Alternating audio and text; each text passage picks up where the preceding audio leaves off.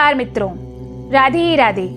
स्वागत है आप सभी का मेरे चैनल नवल कहानियाँ पर। ओम नमः शिवाय, शिवजी सदा सहाय। ओम नमः शिवाय, गुरुजी सदा सहाय। आज मैं आपके लिए एक अत्यंत प्रेरणादायक कहानी लेकर आई हूँ कि कैसे एक किसान ने भगवान शिव को उनकी गलती का एहसास करवाया। तो चलिए सुनते हैं। जैसा कि हम सभी व्यक्तियों को अपना काम बड़ी निष्ठा और निस्वार्थ भावना से ही करना चाहिए।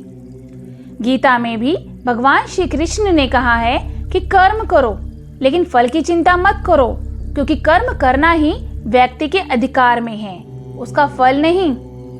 कई बार हम परिस्थितियों के कारण या फिर भावनाओं में बहकर कुछ ऐसे फैसले कर देते हैं जिससे हमारा कर्म प्रभावित होता है। आपको कर्म क्यों करना चाहिए, चलिए सुनते हैं और जानते हैं। एक बार भगवान शंकर पृथ्वीवासियों पर कुपित हो गए और माता पार्वती को साक्षी मानकर संकल्प किया कि जब तक पृथ्वीवासी नहीं सुधरेंगे तब तक वे शंख नहीं बजाएंगे। देव जानते थे कि शंकर भगवान शंख नहीं बजाएंगे तो बरसात भी नहीं होगी। इससे घोर अकाल पड़ गया। पानी की एक बूंद तक नहीं बरसी। धरती पर त्राहिमाम मच गया। ऐसे में एक दिन भगवान शंकर और पार्वती जी आकाश में विचरण कर रहे थे तो उन्होंने एक अजीब दृश्य देखा कि एक किसान भरी दोपहरी में चिलचिलाती धूप में खेत में जुताई कर रहा है। पसीने में नहाया मगर अपनी धुन में बहुत ही मगन। जमीन पत्थर की तरह सख्त हो गई थी, फिर भी वह जी तोड़कर मेहनत कर रहा था।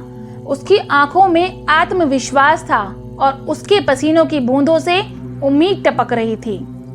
भोलेनाथ व पार्वती बदले हुए वेश में आकाश से धरती पे नीचे उतरे और उससे कहा, अरे भाई, तू क्यों बेकार में कष्ट उठा रहा है? सूखी बंजर धरती में केवल पसीने बहाने से खेती नहीं होती।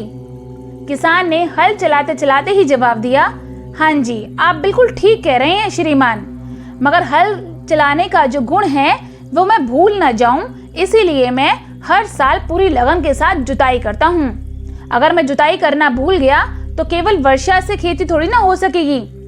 मेहनत का अपना ही परम आनंद है, मैं लोभ के लिए खेती नहीं करता।